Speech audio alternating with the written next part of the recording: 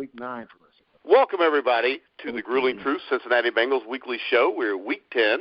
Of course, the Bengals Weekly Show is brought to you by Gridiron Mo, as of all the shows on the grulingtruth.net are. And make sure you check out Gridiron Mo at www.gridironmo.com. I'm your host, Mike Goodpaster. Right now, I want to welcome in former Cincinnati Bengal linebacker, Joe Kelly. Hey, what's going on, Mike? Had a good week, man. We had a good week. We didn't lose. Yeah. So, hey, we're only a half game out of first, too, in Pittsburgh, 4-4. Man, and, we had a week to hopefully down there at the Paul Brown Stadium, man, those guys sat down and Mike and just had a come-to-Jesus moment, a chance to look at each other in the eyes and say, damn it, let's get this thing going. Because we're still in it. Baltimore did us a great service by beating Pittsburgh. So, we're despite, Mike, how bad and how inconsistent we've been all year, we're right in it. We're right in the thick of it. I would hope and think that that would give us some confidence and heading into this Monday night game against the Giants on the road. It's a chance and it's an opportunity for us to get this train back on the track and get it rolling, man, and get some steam going downhill, man, and finish the rest of the season on a winning note. Yeah, this is a huge game outside of being on Monday night. They're in New York. It's prime time. This has been their Achilles heel in the past. Giants are 5-3. I think they're 2 games behind the red-hot Dallas Cowboys. Now, the one thing, they signed Wallace Gilberry as a defensive line. I know Paul Gunther said that they were going to make some changes personnel-wise. He mentioned, maybe sitting Michael Johnson, playing Wallace Gilberry more. Darquez Denard, he said, would get more playing time. Nick Vigil would get more playing time. He said this yesterday. My problem is when you go on and you see the interview with Marvin Lewis today, Marvin Lewis pretty much said the opposite. Marvin Lewis said they don't really need to make any changes. They just need to play better. What are your thoughts on that? Well, it's twofold. Marvin's correct. Definitely need to play better. But I think Gunther is correct. Just like being in London and seeing that game and noticing some of the things that Gunther was trying to do, things that he was trying to accomplish. You're dropping Michael Johnson and Dunlap and 97. You're dropping him, Gino. You're dropping him in coverage. To me, you're grasping. You're grasping for straws because there's no pass rush. They're getting some good runs. Our corners can't cover any. So you're trying all these things. When a year ago we just lined up in our 4-3 defense and our front four without blitzing got there. We put pressure on the quarterback. Quarterback didn't have a lot of time. Now you have quarterback is sitting there on vacation. Mike, he's sitting back there with a tequila, a Corona, some shorts and some shades, and he has all day. We're putting absolutely no pressure. So from Gunther's standpoint, I can see him wanting to play Wallace Gilberry, more. Pat Sims more. When you look at, I think Pat Sims, he was doing a lot of good things to me. Michael Johnson you're just not getting the pass rush from this guy. You're not. He's not been in the same since the year before he left to go to Tampa Bay. No, he's not. You for whatever reason, we get old, body changes. So I don't see that quick step, that first step. Right now he's just looking like a guy. He has the length, he has the arms, the outstretched arms. He has all that, but you're not getting it done. You're not knocking down any passes. You're not getting any hurries. You're not getting any hits on the quarterback. So now you have to, putting the young guy in there, and I'm saying, hey, I knew from when they drafted Vigil that Vigil was Hazlitt's type of guy, and the linebackers haven't been playing well. So my thing is here, mid-season, and the guys not playing well, we're not getting it done, we're getting gashed. Let me try this young guy, Denard. Denard is the guy you got. He's a first-round pick. Put him in there. Man. You got to put him in the fire. He's a first-round pick. Talent-wise, he should be able to cover some of these wide receivers. We got a huge task in front of us now, because now you're going to be covering, one of the best wide receivers in the league. I think the Giants' wide receivers are head above heels better than the Redskins' wide receivers. And the Redskins' wide receivers absolutely destroyed us.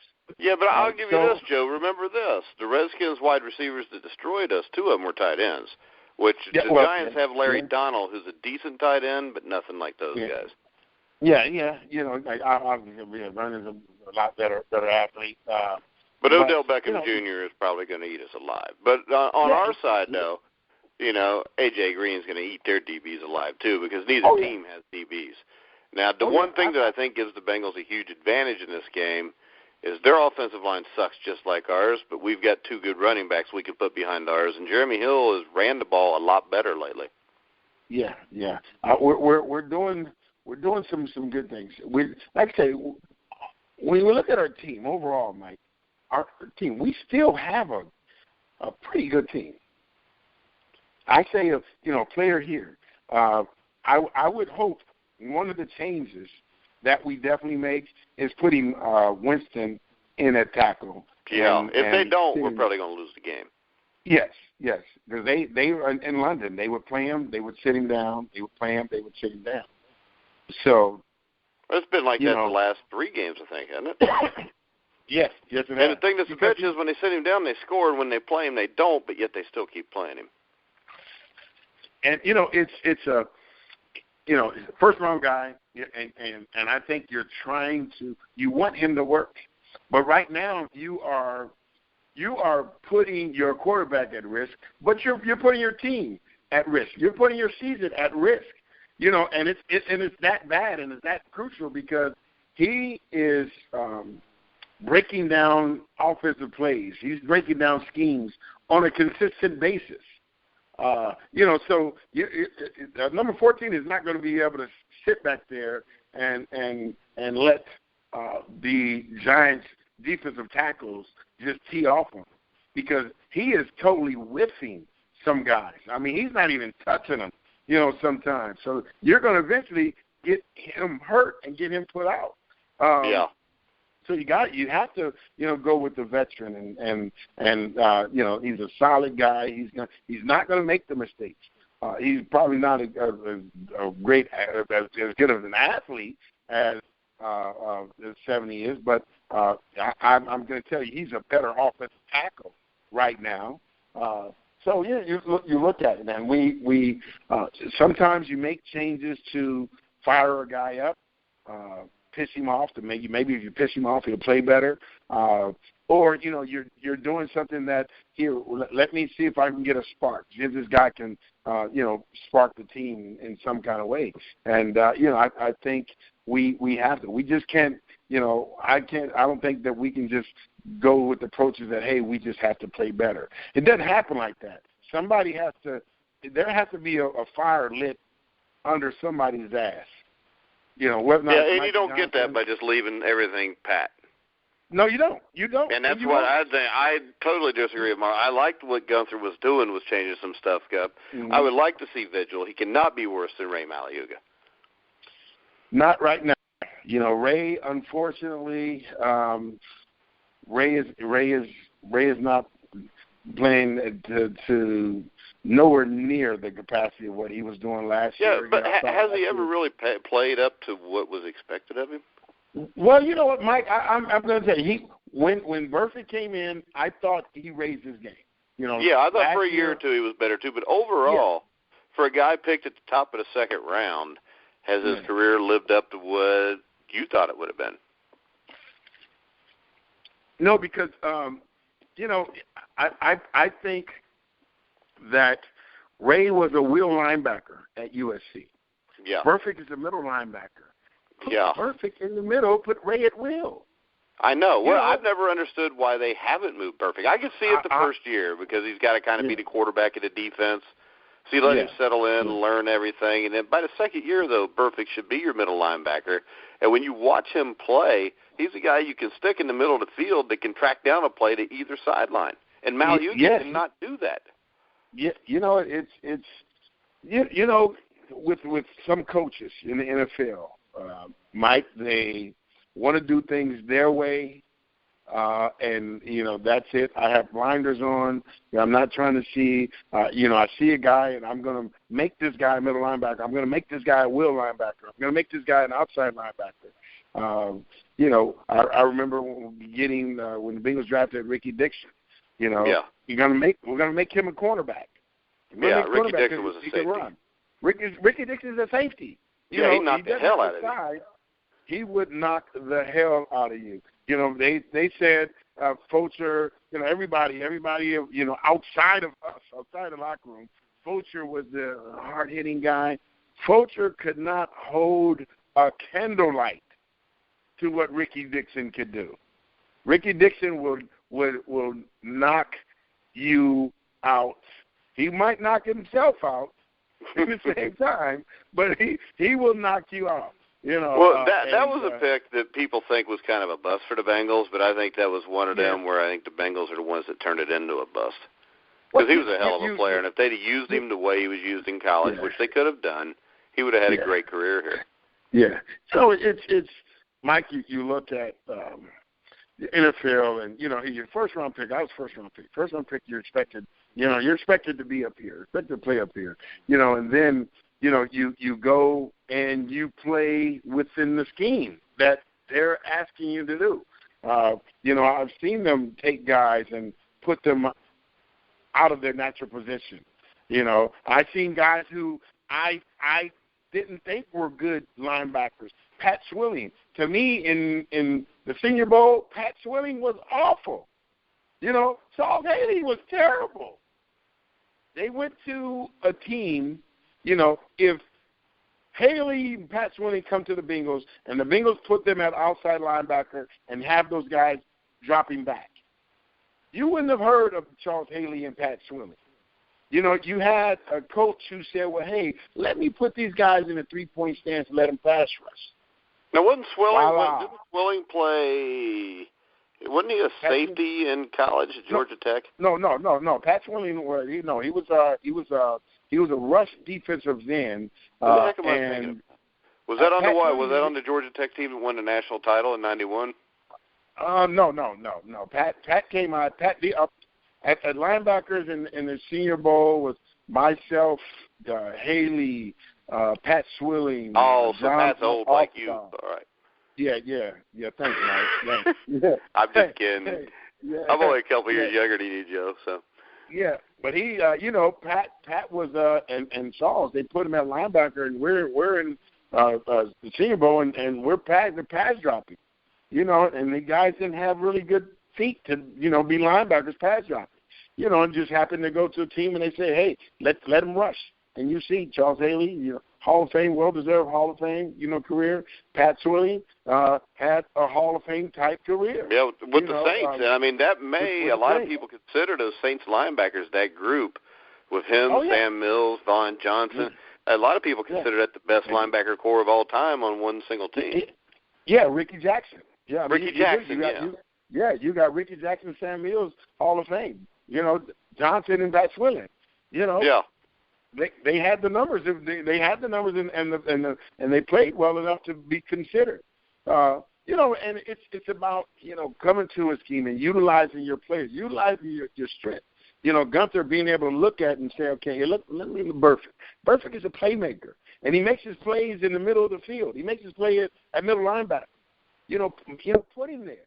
Because, you're most of the times, I can tell you, when I played in the 4-3 scheme, I knew both positions. You knew the wheel linebacker, you knew the middle linebacker. You had to know what each other was doing. So I knew the position. I knew both positions. So they're sort of interchangeable. It's harder if you're going to play outside linebacker and you're playing across the tight end and you're the stud outside linebacker.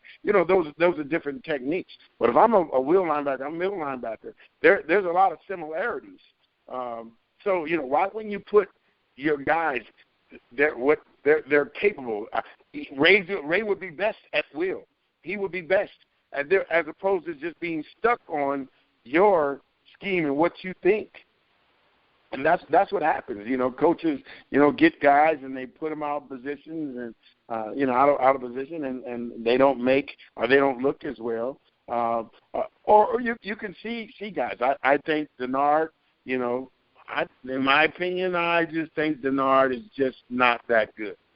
He's a first-round guy. He had a good career at Michigan. I just don't think he's a corner. He's not a safety. I just don't think he's a starting caliber type corner. I don't see it. I don't see it in his yeah, but footwork. also at some point, don't you have to find out and just put him there?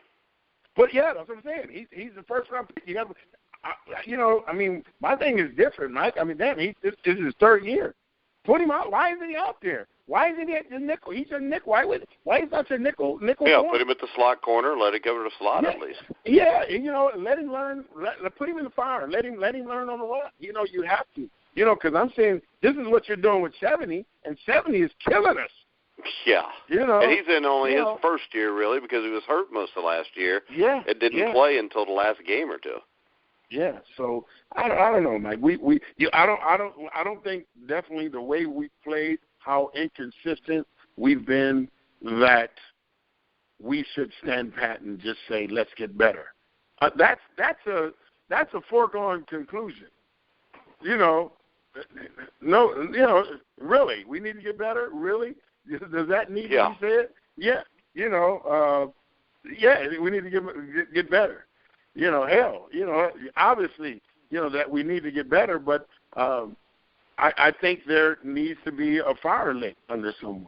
Well, I think this defense, and this may sound crazy because of Beckham, Eli Manning, and those guys, but if this defense couldn't get a better matchup, the Giants' offensive line is terrible.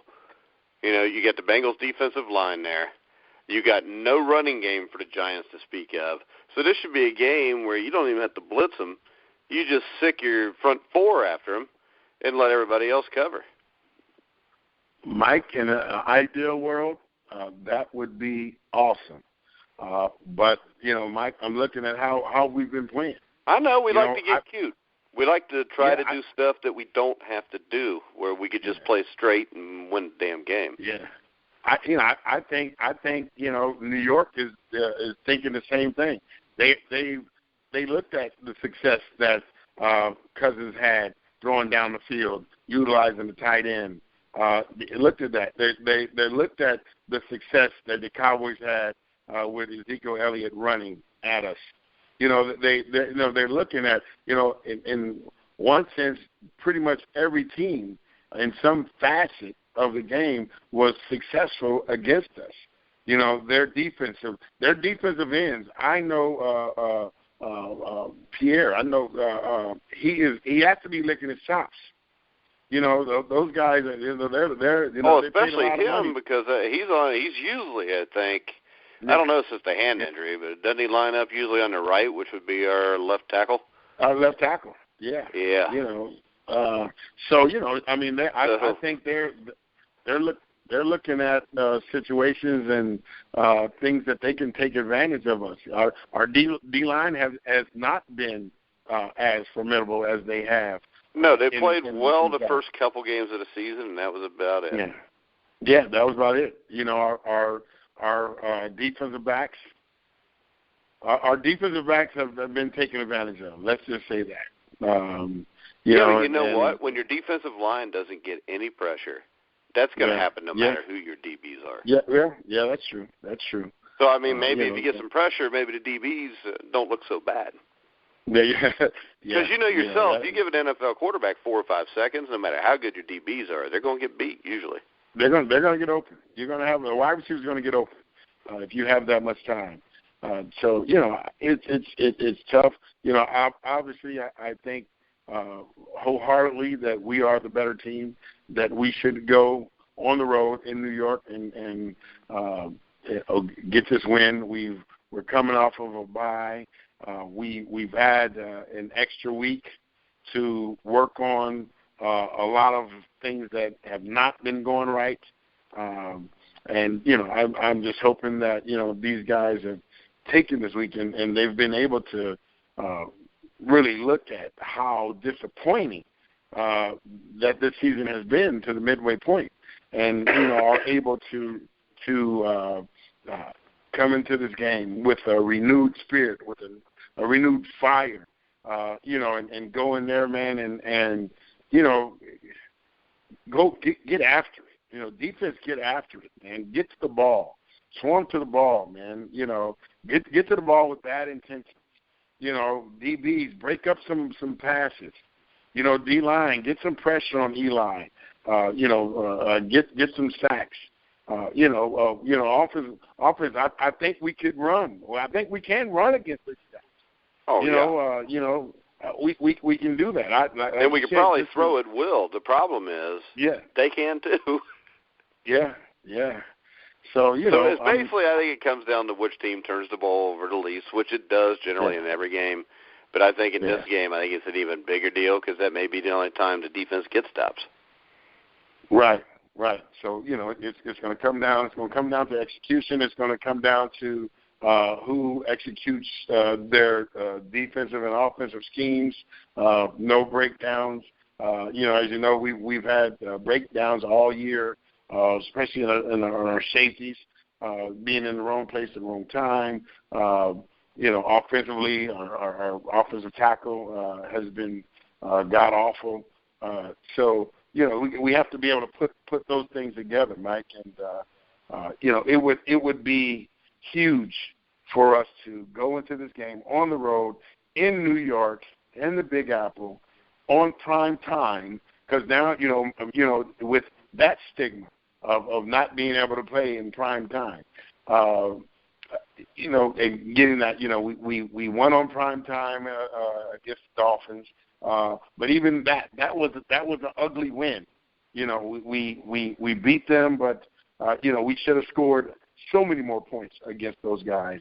But this is another challenge, and I think this can be a springboard, Mike, to running the table, or it can be absolutely detrimental if we go in there, lay an egg, come out of there 3-5-1. The other two teams win. And then really you're only 2 games back with 2 games left with Baltimore and 1 with Pittsburgh. But I just think that the way this season has went, if we go on a primetime Monday night game and lay an egg, I think this is going to get really bad quick. I do too. We have, like you said, we have a chance. We go in there, we win. I think Dallas is going to beat Pittsburgh. Hey, now you're game up on Pittsburgh.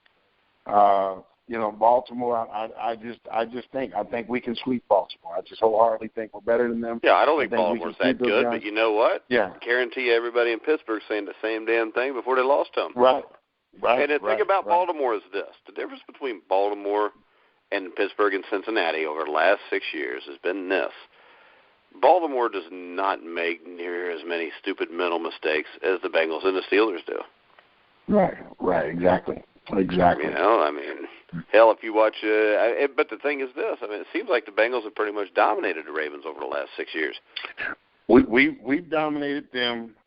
The Ravens have dominated Pittsburgh. And Pittsburgh has dominated us. And Cleveland's dominated. Yeah, and Cleveland is just they're their little sister. Little brother, what you want to call them.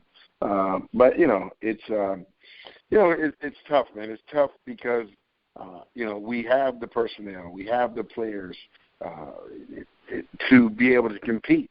with the best teams in the league. And right now, Mike, we are just, as a team, we are not getting it done. You can go in there, you can have pep talks, you can scream, you can yell, but I think, a situation like this, it requires, a fire being lit. It requires maybe a Wallace, Gilbert being put in, or even what is the other defensive end? Will. Marcus Hunt? No, Will. Will Clark. Will Clark. Will has come. Will he's gotten some pressure in some games. He's made some plays. He goes hard. Putting them in there. I've seen they utilize Pat Sims. A lot. He starts. So see, I think at the end, Joe, this falls on this: either we don't have good enough players, or we're not being coached good enough. And to tell you the truth, I'm not really sure which one it is now, because I'm not as convinced that you are that we have that much talent right now. I don't know, Mike. I'm going. If I got to put it on one, if we got to say, well, hey, it's either we have the players, or it's the coach. And as much as I like Marvin, I'm going to go with the players, Mike. I'm going to go with the players.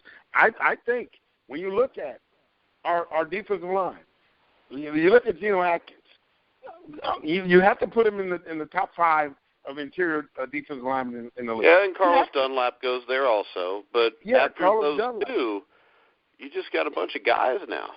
You have guys. I think Pat Sims. He adds a formidable depth. I think this guy comes in. Yeah, but see, the problem is this. Once you get past the defensive line, you get to linebacker, where we have one really good one, one that is solid, and then you got Dansby, who I think has been a letdown from the way he's played. Maliuga's been terrible this year. You go to the DBs. Yeah. I mean, I don't know if Pac-Man's lost a step, or it's the fact that the safeties around him aren't as good, which I think is more of a Sean Williams problem than it is a Pac-Man Jones problem. I don't think it's Pac-Man. I think our safeties,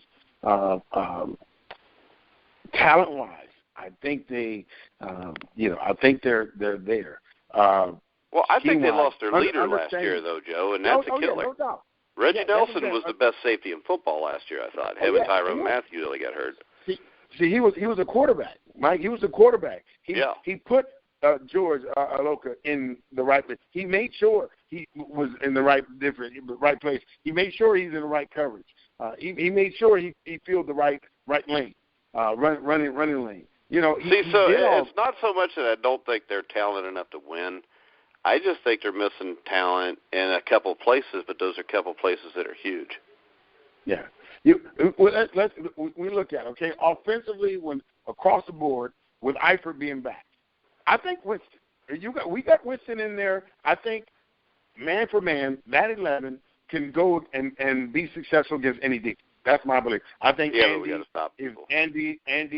it can play as well as anybody. I think A.J. Green, obviously, top 3, 4 wide receivers in the league. With Eifert, I think Eifert is going to even help, other wide receivers even more. I think, we're weak interior center, but we have Winston in there. I think we can be solid enough and good enough. I think our 1-2 combination, with our running back with Hill and Bernard, those guys can make plays. And we can go down. I just think at the end, I put it on the coaches too, because even if the players aren't good enough, as a coach, if you're a really good coach, you can make guys better than what they are, if you know what I'm saying. Yeah. We've seen coaches do it. I mean, the Harbaughs do it all the time. Bill Belichick does it. How many guys leave New England and have a great career? Yeah. So I mean, what I would like to see is a team that comes out and plays with some intensity and discipline. Yes. And that's something we don't see very often around here. Yeah, you have to, and that's part of coaching. That's part of coaching, and look, coming from UW, University of Washington, we're going to play with a lot of reckless abandon, but there's going to be a lot of discipline. We didn't get a lot of abilities and going to the NFL. Playing for different coaches and different you played teams. for Don James though, so chances are you probably didn't play. That's probably the best coach you ever played for, wasn't it? I would say head that would be a yes. Yeah, head coach wise, I like Sam, but as far as but Don James was a stud. Washington's program was crap until he got there, and then it was awesome every year he was there almost. Yeah. I would say. So it's not a shot at Sam Weiss. I think Don James is one of the greatest coaches in college football history. Yeah. Yes. Yeah. I truly believe that. Yeah. So who you got this week, Joe? You know what? Mike, I'm going to go in and I'm going to say, hey, we had a bye week. I pray that we've been able to put together a great offensive scheme and a great defensive scheme, and I think they have a bitter taste in their mouth with that tie with Washington, and I think they got a little hope, a little boost when Baltimore beat Pittsburgh, and I think we're going to go in there Monday night. I don't think that we're just going to go in there and walk all over them because of how we've been playing and how inconsistent we've been. But I think we're going to go out there, we're going to squeak out win, and I'm saying, hey, 21-20 Cincinnati. All right, I think with these defenses, I think 34-28 Bengals. Yeah. Because I don't think either one of them are really going to stop each other too much. But Right, yeah. All right, guys, we will be back next week with a special guest, hopefully. We'll keep that a secret until then, Joe. But if you want to check out the Legends Show, we've interviewed former Bengals like Kenny Anderson, Lamar Parrish, Joe Kelly, Reggie Williams. And a week ago, I had the honor to interview Tom Crumry, so you might want to go check that out. Really good guy, great interview. But, Joe, we will reconvene and do this again next week. All right. Sounds good, Mike. All right. Thanks a lot, Joe. Everybody, make sure you check us out at thegruelingtruth.net. Check us out at Twitter at GruelingTruth. So for Joe Kelly, I'm Mike Goodpaster. You've been listening to The Grueling Truth, where the legends speak.